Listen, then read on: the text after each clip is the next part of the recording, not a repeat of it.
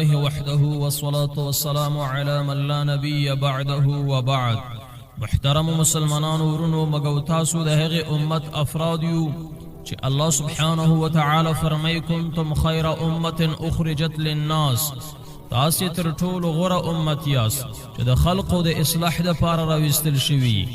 خو پښتنه دا دی چې دا غوره امت ولې نن د وینو سیلابونو بے اتفاقی او غربت او ظلم او ذلت او د بے حیثیتی سره مخ دی؟ ولې زمک اشغال دی؟ ولې زمک ناموس تر پښو لاندې کیږي؟ ولې زمک مسجدونه ورانیږي؟ ولې د امت بچیان سمندر ته ځان غورځوي او لویدیځ ته پناه وړي؟ نن د مسلمانانو مسجدونه ښایسته دي خو زړونه یې له تقوا تش دي. نن د مسلمانانو تعداد ډیر دی خو اتحاد یې نشته. نن پوهه زیاته شوی خو عمل کم شوی. نن د مسلمانانو وطنونه شته خو عزت یې تر پښو لاندې شوی. هر ورځ د مسلمانانو وینې تویږي خو اسلامی امت لکه د مړ وجود په شان بے حرکته پاتې دی. الله سبحانه وتعالى فرمای ولا تكونوا كالذين نسوا الله فانساهم انفسهم. تاسو مکه کې لکه هغه خلق چې الله سبحانه وتعالى یې هیر کړ، نو الله سبحانه وتعالى هغوی ته خپل ځانونه هم هیر کړل. نن ورځ محترم هم دا حال دی، اسلامی امت خپل رب هیر کړی، نو الله سبحانه وتعالى له خپل اصل له خپل عزت له خپل غیرت نبی برخی کړی دی. آخر ولې دا حالت رامنځته شو؟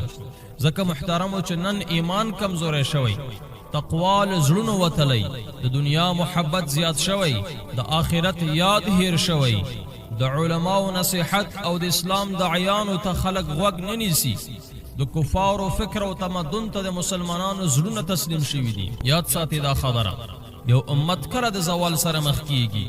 الله سبحانه وتعالى فرمای ان الله لا يغير ما بقوم حتى يغيروا ما بانفسهم. الله سبحانه وتعالى هیڅ کله د یو قوم حالت نه بدلوي تر څو چې هغوی په خپلو نفسونو کې بدلون رانولي. موږ خپل حالت هیر کړی، د الله سبحانه وتعالى د نعمتونو شکریه مو نه دی ادا کړی، نو ځکه نن الله سبحانه وتعالى موږ او تاسې هیر کړي یو او د زوال سره مخ یو. راځئ محترمو د امت د زوال یو څو اسباب زده کړو. اول د دنیا سره مینه او محبت او د مرګ څخه کرکه کول، دا د امت د زوال د پاره یو سبب دی. رسول الله صلی الله علیه وسلم صحابه کرامو ته فرمایي یو وخت به راشي چې په تاسې باندې به د کفارو قومونه راټول شي.